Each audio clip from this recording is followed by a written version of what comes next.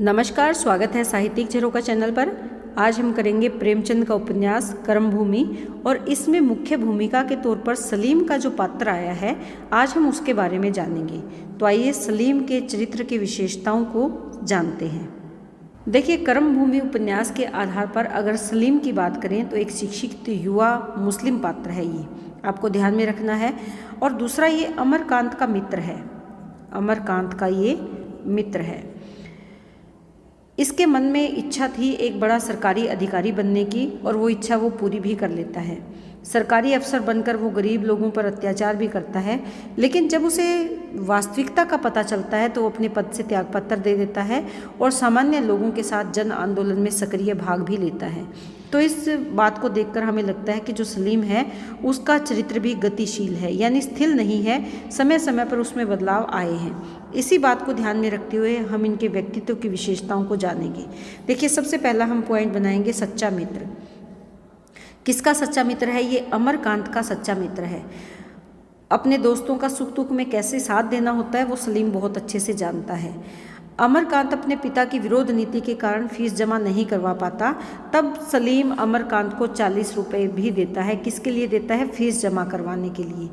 इसी तरह जब अमरकांत सकीना पर आसक्त हो जाता है तो सलीम उसका हौसला बढ़ाने के लिए जब अमरकांत सकीना के रुमाल बेचता है तो सलीम को जब पता चलता है तो वो उसका हौसला बढ़ाने के लिए उससे बहुत सारे रुमाल खरीद लेता है, ताकि अमरकांत को लगे कि हाँ, वो भी कुछ काम कर सकता है, जिससे कि उसमें काम करने की लगन का भाव पैदा हो।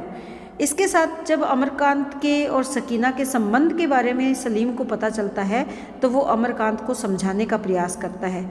उसके पिता को भी अपने आवास पर बुलाता है ताकि वो अमरकांत को रोक सके बाहर जाने के लिए और उसे समझा सके।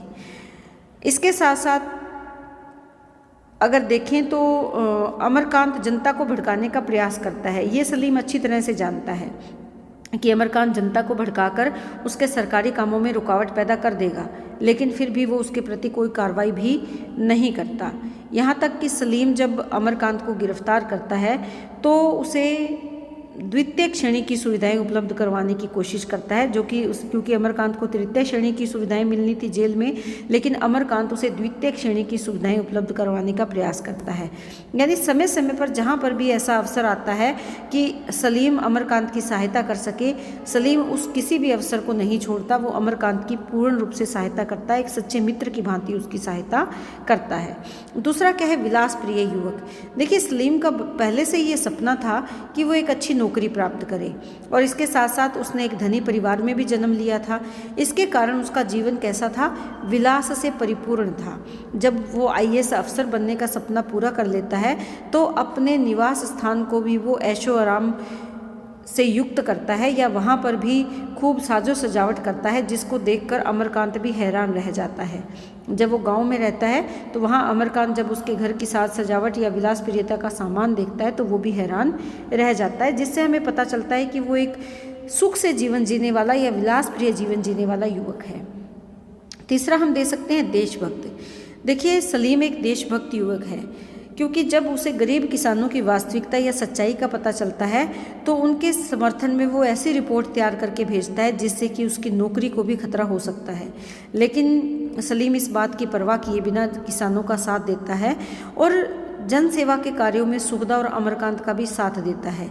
इसके साथ साथ जब उसे लगता है कि किसानों पर अत्याचार हो रहा है तो जन सेवा करने के लिए वो अपनी नौकरी से त्यागपत्र भी दे देता है और डॉक्टर शांति कुमार की भांति सक्रिय रूप से आंदोलन में भाग भी लेता है और अपनी गिरफ्तारी भी देता है। तो इससे हमें पता चलता है कि सलीम एक देशभक्त युवक है।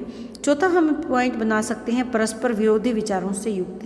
देखिए, सलीम के व्यक्तित्व में विरोधी विचारों का समन्वय हम देख सकते हैं। एक तरफ तो वो अपने कर्तव्य पालन के लिए तैयार रहता है, वहीं दूसरी तरफ वो सरकारी अधिकारी भी है।